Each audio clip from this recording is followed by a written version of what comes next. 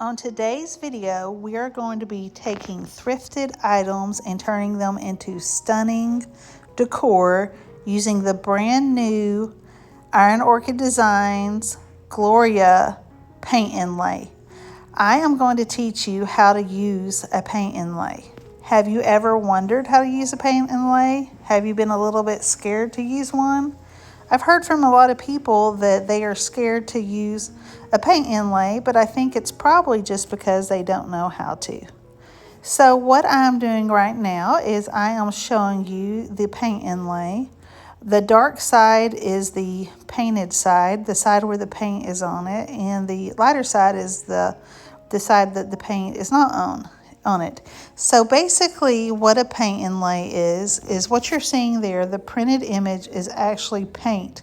So what you're going to do is you're going to take a painted surface that has wet paint on it, and you're going to press in the paint, which is the print that you're seeing, and it's going to become embedded into that paint.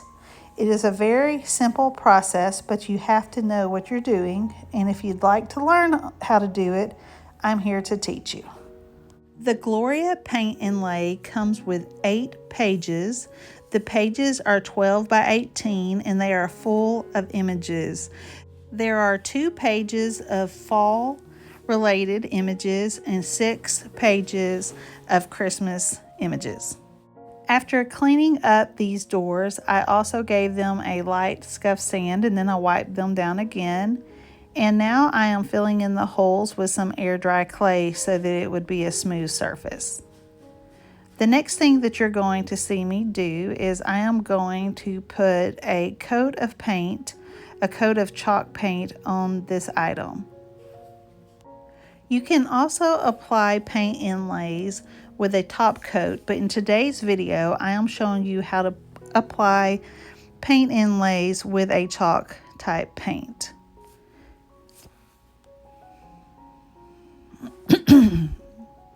The first thing that you're going to do is you're going to put on a light coat or a thinner type coat of chalk paint onto the area that you are going to apply the paint inlay. So that's what I'm doing now. I'm just covering this door with one light coat of paint. I think I had a little too much paint on my paintbrush at this time, so I'm just using it, to cover the entire door.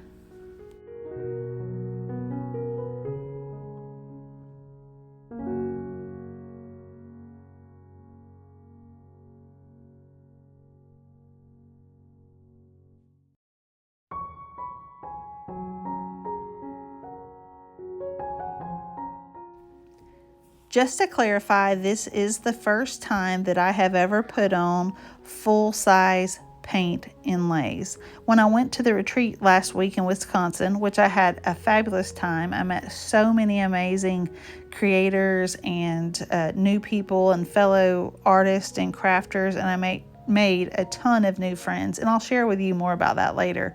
But when I went there, we did apply the IOD paint inlays on some little small ornaments, but that was the first time I'd ever actually used this product.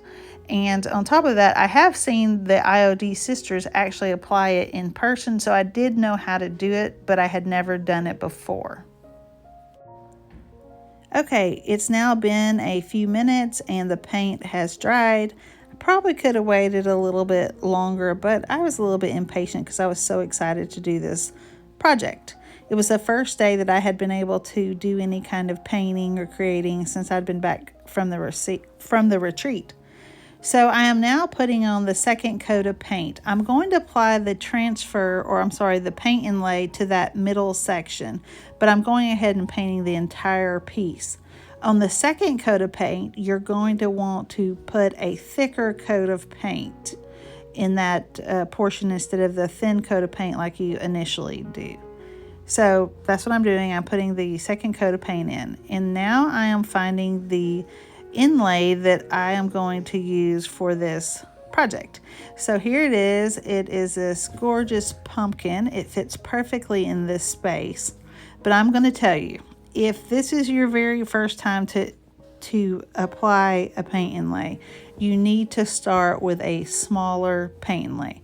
These are a little bit tricky the very first time because they're just kind of big and initially. So I would recommend starting with a smaller one. They're not hard. You just need to start with a smaller one. The problem I'm having here is I wanted it to be exactly even. And what I found out is when I set it down, because it is wet, when I set it down, it was kind of flip-flopping and falling around. And so I added some more paint before I put it down. So I didn't tell you this step. So at this step, after you put your second coat of paint on there, you need to take a mister bottle and you need to mist the side that actually has the paint on it. So you're going to mist the actual paint to get it wet.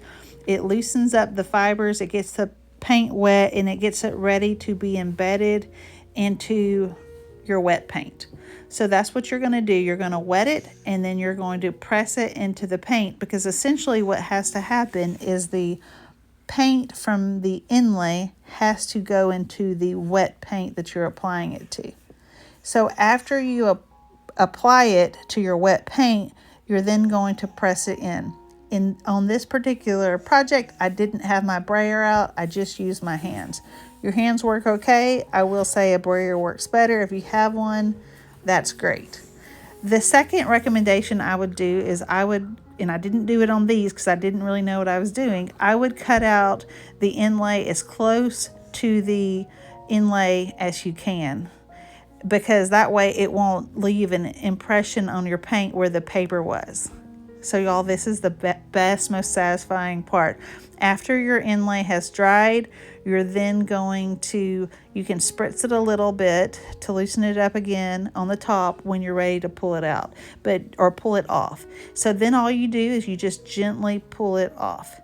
So it did take up a little bit of the paint. You can kind of see there where it took a little bit off, and there was one little spot in the middle where you can see the wood. But honestly, you know, I like that. I like the character of it. And so here's a little bonus footage for you. I am doing this on the second cabinet door. And so I just wanted to show you, this is another one I did the same exact way.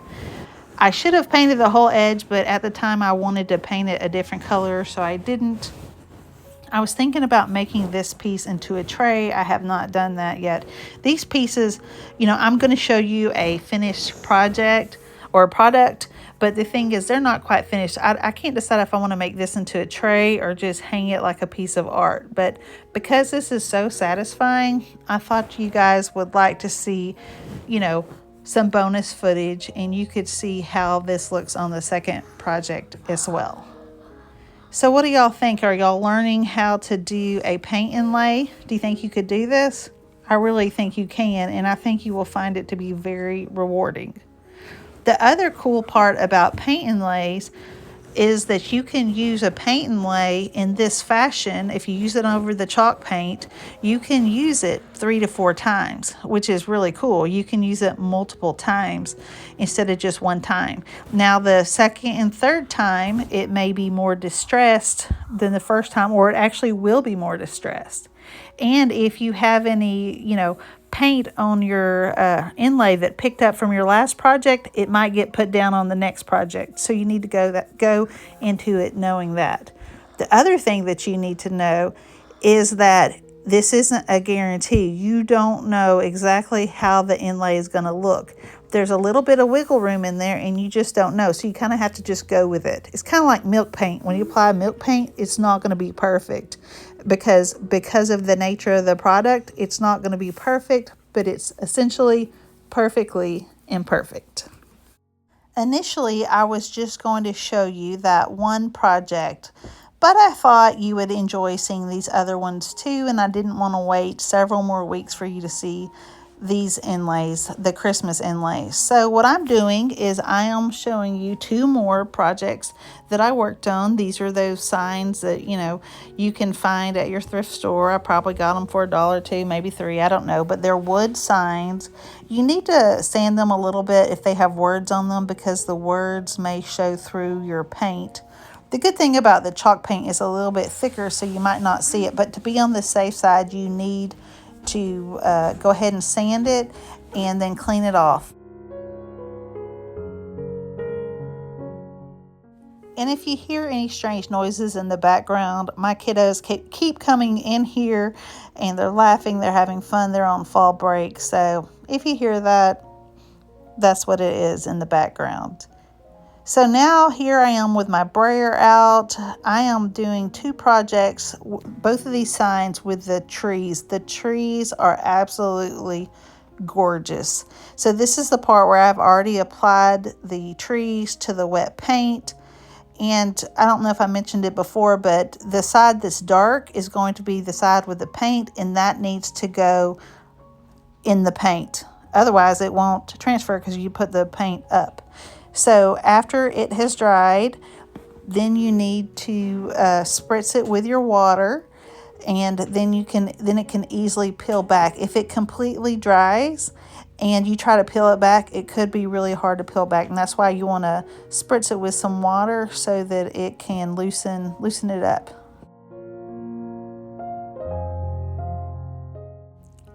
So I hope you are liking this tutorial so far.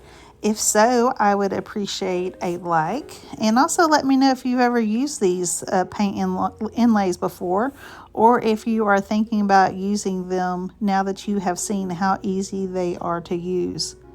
Just so y'all know, I have all of the products listed in the description of this video if you would like to purchase the inlay or any of the products that I've used. Okay, I just showed y'all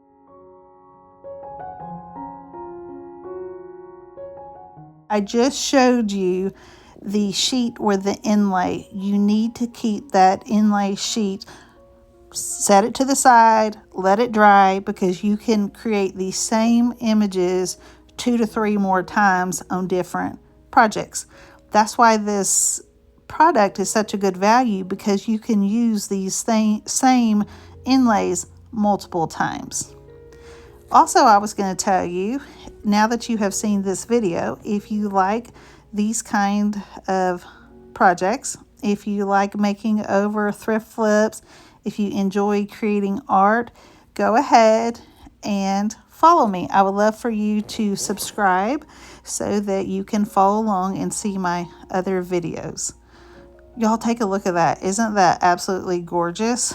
So now what I'm doing here is I decided that I would just take my aging wax and just paint around the edge just to give it a more distressed look. Also, I wanted to invite you all. I have just created a J. Bowen and Company creative community over on Facebook. If you would like to join that community, I would love to have you there. It's free. There's no membership fee. But what we're doing over there is we are sharing projects. We are supporting each other. We are sharing ideas and things like that. You can get onto my Facebook page, and there's a post that you can join my group. In fact, I might put it in the description. I guess I could put that link in the description. You go over there, you answer a few questions, and then I let you into the group, which I would love to have you in our community. It's a place where we can share and make friends. And anyway, I'd just love for you to be there if you're interested. I'll go ahead and put that link right there in the description, and you can join my group. Instead of me just sharing my projects with you, you can share your projects with me and the rest of the group, and I would just love to have you there. I think we're going to have a lot of fun. If you're interested in purchasing this inlay or any of the other paint inlays, transfers, and molds from IOD, as well as JRV products and Fusion Mineral Paint, head on over to my website. That's www.jbowenandcompany.com, and you can purchase these inlays. Now, I only have a limited number of them, so if you want them, you better get them because they are going to sell out. I've already sold out of one of my transfers, and I have limited number of the rest. But y'all, here is the final project. Aren't these gorgeous? Thank y'all so much for being here, and I hope you check out my last video. It'll be right there in the comments.